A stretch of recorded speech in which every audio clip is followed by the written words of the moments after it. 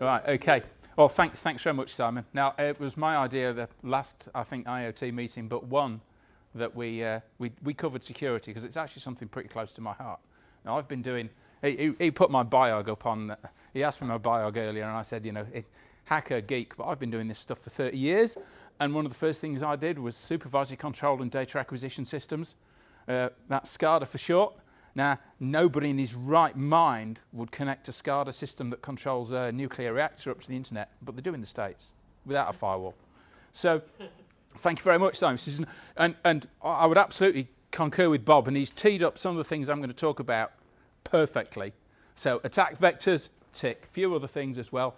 I work for Fujitsu. I've been there for 10 years. I'm a distinguished engineer. That just means that I've got quite a lot of grey hair. So it's platinum.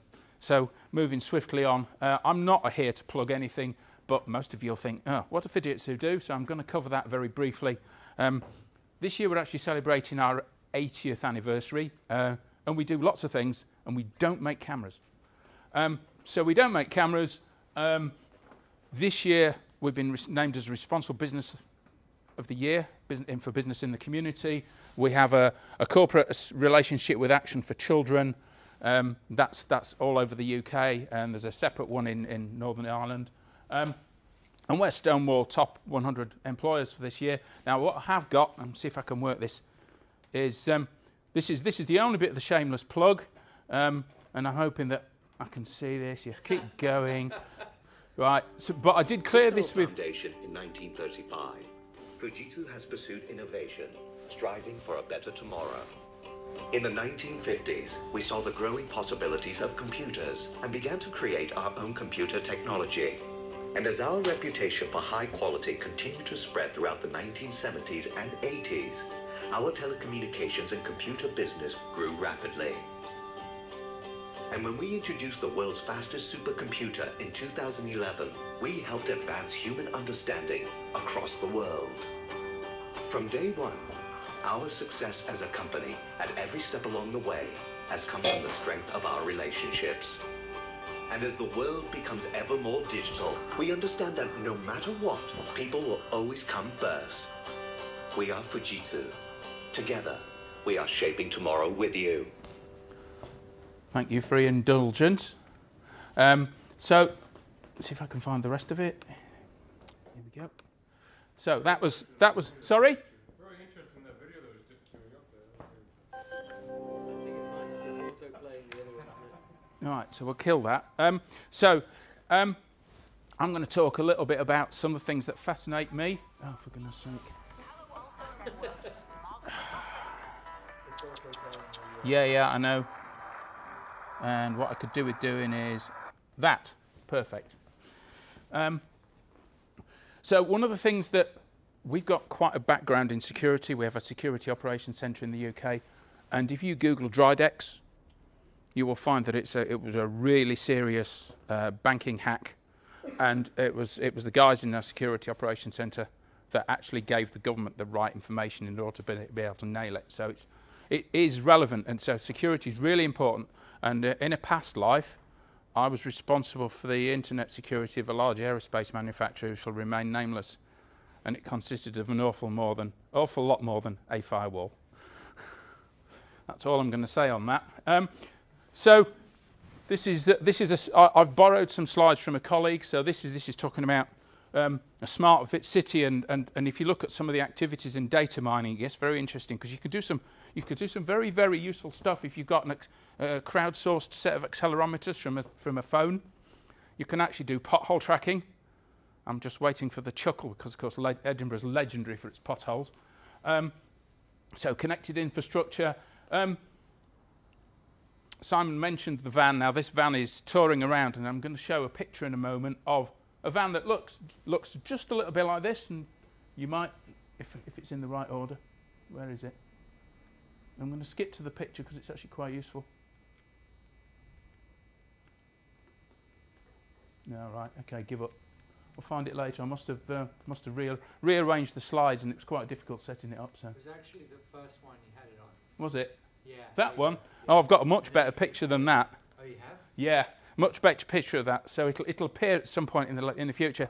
And it was a colleague and he put a photograph of his van on Sky, and in the background was the old man of store covered in snow. It's absolutely fantastic. But that's a real practical problem, because if you get as far as the northern edge of Skye, data networks really aren't up to much unless you're really lucky. So Bob mentioned attack vectors. If you own a Range Rover in London, they actually recommend you buy a crook lock.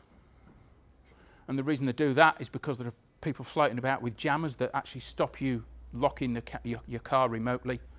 And I saw Bob nodding. So that's, these things are actually quite serious. So I'm going to talk a little bit about devices and networks. Networks is where I spent a lot of my time. Supervisory control and data acquisition, things that have to tolerate quite unpleasant industrial electrical noise and heat and all that kind of thing.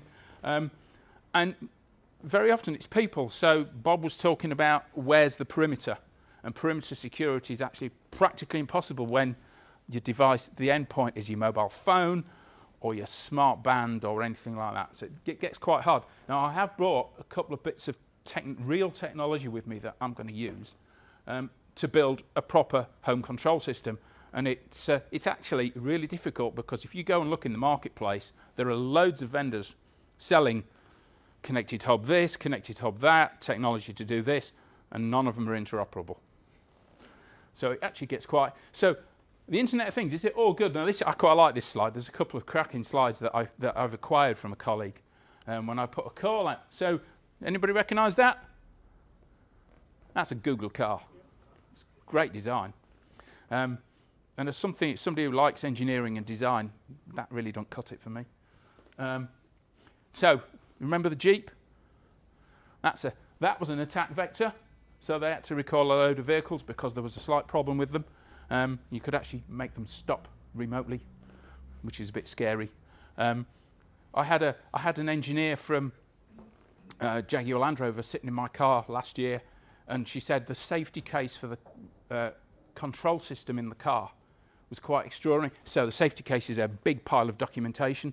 So cars are not allowed on the road when they've got a load of electronics in, unless they've actually documented everything and tested it to death.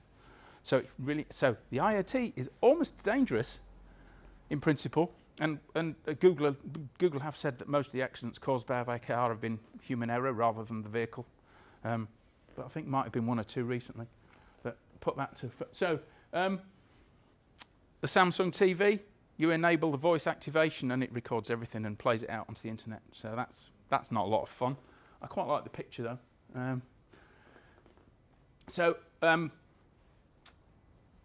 The IoT, as Bob said, totally reliant on networks, and this is just a short list, and I know I'm pretty much standing in front of it. LoRaWAN, that's low energy radio. Bluetooth, BLE, Zigbee, 3, 4, 5 generation mobile and 5 generations coming. LDP 433 megahertz.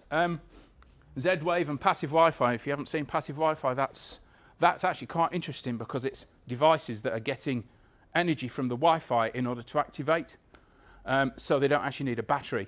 And one of the things I've brought along with me, apart from a Raspberry Pi, and you've probably seen one of those in the past, is a little 433 megahertz operated switch. As I sat down and thought about the security for my own home network, when I put this thing powered by a Raspberry Pi and some code that you can practically pick off, it's all written in Python, you can pick it off the network really easily. I thought, well, that's all right, because I'm going to sit that behind my firewall. Yeah, and then I thought, hang on, what about jamming? Yeah, somebody just wanders along with a jammer. If you can jam the Land Rover, you can sure as heck jam 433 megahertz. So you really have to be very careful about your product selection and how you design a control system to tolerate somebody jamming it or trying to hijack it or impersonate. So it gets really, really quite difficult, and it takes a lot of thinking about. My particular favourite is the one at the bottom, because that's a lot more difficult to hack. Yeah, that requires physical access, as Bob said, to the control. And physical controls, you go visit a seriously big data centre, and the physical controls are something else.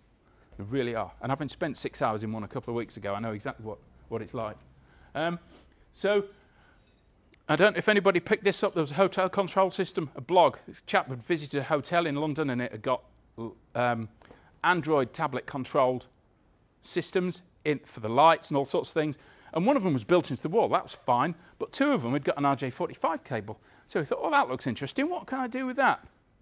And he found out it was running Modbus over TCP. And if you don't know what Modbus is, it's an industrial protocol for programmable logic controllers. And I spent 6 weeks writing a piece of code to do that about 25 years ago. It was written in C. So there's no substitute for a risk assessment, which goes back to what Bob was saying. And trust. Trust is really important. One of the points that I was thinking about. So attack vectors. If you walk into most places and you unplug the device that's attached, you can stop somebody hijacking the port by implementing 802.1x. That's standard. Wireless just makes it easier. But if you've got a cable, you've still got packet sniffers. Everybody knows about Wi-Fi hijacking and session hijacking, all that sort of thing. But jamming is really quite a cool way of interrupting the way your operations. And one of the things I've never understood is why mobile phones in prisons are prevalent. Why don't they just put a jammer in? So I'm going to talk a little bit about home automation because that's quite close to my heart. Anybody who's got the proprietary home automation systems that you'll see on Grand Designs and things like that, the lighting controls, they were wired historically. And there was miles of wiring in the ceiling to connect it all up. Building a passive house is one of my ambitions, and you really have to have some quite sophisticated technology to do that. But it's mostly about insulation. Here we have a Raspberry Pi on the left. That's the image I picked. The next object is a 433 megahertz transmitter.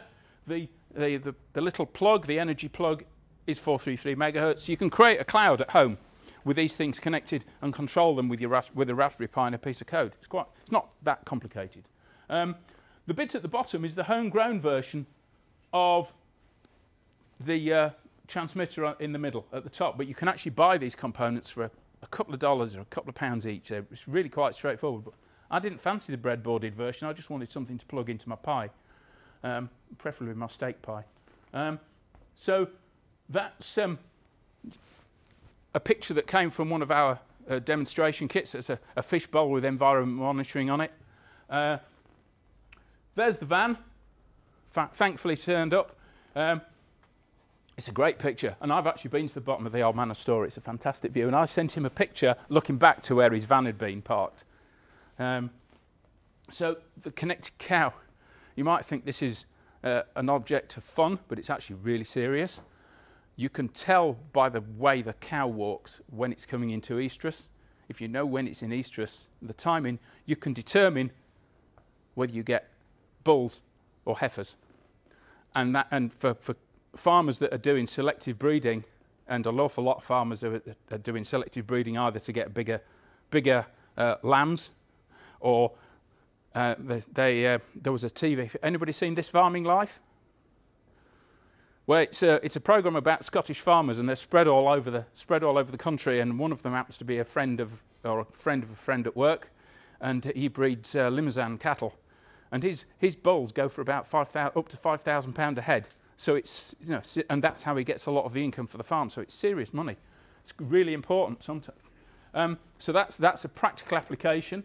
What does it all mean? I love this photograph. This is one that was in the slide deck that I borrowed. If you get it wrong, it could be really disastrous. Not just from the point of view of losing data, but from reputational perspective. So I'm with Bob here. Having a consistent environment that you can deliver. Doesn't matter whose it is. So the governance is really essential, and these are some slides that my colleague sent me because we've been doing quite a lot of work in getting this ready. Standards, lack of standards, or thereof, which is one of the things Bob mentioned. That little device on the right-hand side looks like a RJ45 socket. It is, but it's actually a fully fledged HTTP server as well. And that's been on the market about 12 years. How do you keep that up to date? It's quite hard. So Bob was talking about, we need security standards to manage access, authentication and accounting, because without that you don't know when the bad boy's running around causing chaos. For all the widgets and things you want to connect, you have to have trust, you have to have security built in from the ground up. It's not an afterthought. If it's an afterthought, it's too late. The bad man's already done the damage and he's causing chaos. So a little bit of guidance. These are my opinions, I hasten to add. If you can control your lights, central heating remotely, then so in principle can somebody else. Gateways, you use the word gateway, that's a real old industrial control approach, because connecting dissimilar networks always needed a gateway of some description. And home hubs and devices like that are no different. You need a framework, and it doesn't matter which framework you choose a framework. My preference would be a framework that I've developed on a device that I understand what's on it, that I can control what goes in and out of it, so you can selectively control when it phones home or not, like the television. I've got an Android television, it's only had 3 software updates since Christmas. But that has to phone home in order to find out that it's got an update. So, final points, I think, if you're expecting to get regular updates in order to tackle security problems, we are living in hope at the moment. It's optimism. It's a triumph of optimism over realism. So some key takeaways: solution design, solution implementation. Now I'm starting to sound like an architect, aren't I, which is my day job. Select the products carefully, vendor support and awareness. I like open source because multiple eyes mean you've actually got a better opportunity. But Microsoft are doing fantastic things with open source. SQL Server on Linux coming in the next 18 months or so. You can't make it an afterthought. It's critical. You don't want multiple gateways because each one of those is going to consume some power. I think that's just about it. So there's a question slide there, but we can take those later.